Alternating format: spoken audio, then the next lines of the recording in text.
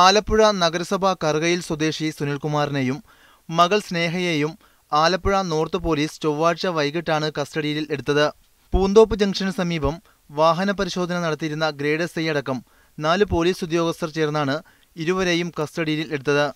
ബന്ധുവീട്ടിൽ പോയ ശേഷം 2 വീലറിൽ മടങ്ങുകയായിരുന്ന സുനിൽകുമാറിനെയും മകളെയും പോലീസ് വഴിയിൽ തടയുകയായിരുന്നു.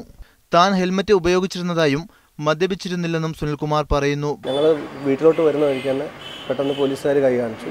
അപ്പോൾ ഞാൻ ഹെൽമറ്റ് ഊരി നിർത്തി. പെട്ടെന്ന് തന്നെ ഒരു പോലീസുകാരൻ വന്നിട്ട് വണ്ടിയുടെ ചാവി എടുത്തു. അത് മദ്യപിച്ചിട്ടുണ്ടോ എന്ന് ചോദിച്ചു.